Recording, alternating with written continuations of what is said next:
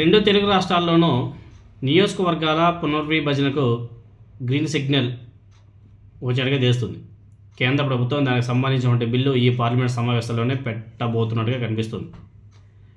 నియోజకవర్గాల పునర్విభజన జరిగితే ఆంధ్రప్రదేశ్లో ఎన్ని అసెంబ్లీ స్థానాలు పెరగబోతున్నాయి, అదేవిధంగా పార్లమెంట్ స్థానాల్లో ఎన్ని పెరుగుతాయి, అదేవిధంగా తెలంగాణలో కూడా సేమ్ అసెంబ్లీ అదేవిధంగా పార్లమెంట్ స్థానాలు ఎన్ని పెరగబోతాయో ఒకసారి పరిశీలన చేస్తే, అంటే ఈ పునర్విభజన ఏదైతే ఉందో అది లోక్సభ శాసనసభ స్థానాల పునర్విభజనకు 2011 జనాభా లెక్కలనే ప్రాతిపదికగా తీసుకోవాలని చెప్పేసి కేంద్ర ప్రభుత్వం కూడా నిర్ణయించుకుందంట.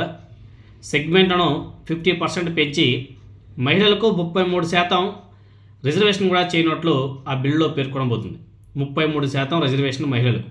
సో ఈ పార్లమెంట్ సెషన్లోనే బిల్లును ప్రవేశపెట్టినట్టుగా తెలుస్తుంది. కాబట్టి ఈ పునర్విభజనతో లోక్సభ సీట్లు మొత్తం దేశవ్యాప్తంగా 816కు చేరే అవకాశం కూడా ఉందంట.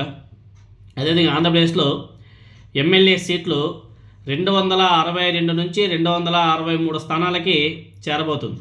263 స్థానాలంటే మామూలు ఆషామాష కాదు. ఇప్పుడున్నది 175.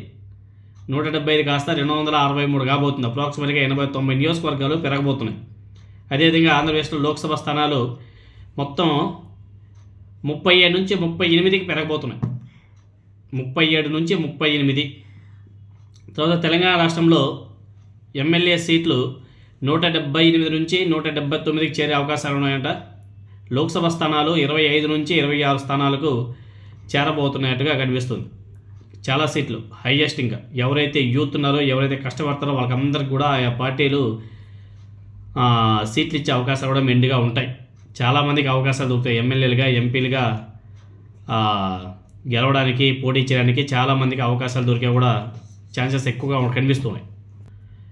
ప్రతి ఒక్క నియోజకవర్గానికి 1.6 లక్షల జనాభా ఉండాలని చెప్పేసి కూడా, అంటే ఒక నియోజకవర్గంలో 1.6 లక్షల జనాభా ఉంటే అది ఒక నియోజకవర్గంగా కేటాయించబోతున్నారు.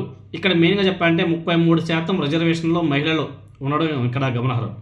సో ఆంధ్రప్రదేశ్లో 86 మంది మహిళా ఎంపీలు ఉండబోతున్నారు. ఆంధ్రప్రదేశ్లో 86 మంది మహిళా ఎంపీలు, అది ఏ పార్టీ అయినా ఉన్నాయి. ఇక్కడ ఇంకోటి, అభ్యర్థుల ఖర్చులు భారీగా తగ్గే అవకాశం ఉందా అంటే కొంతమంది చెప్తారు అవును అనేసి, కొంతమంది చెప్తారు కాదు అనేసి.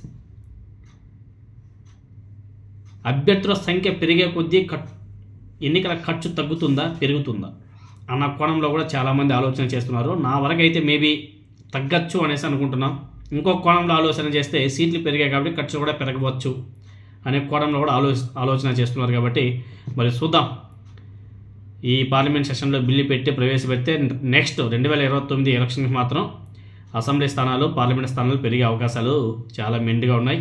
మీ నియోజకవర్గాలన్నీ కూడా మేబీ కట్ అయ్యే అవకాశాలు కూడా చాలా మెండుగా కనిపిస్తున్నాయి.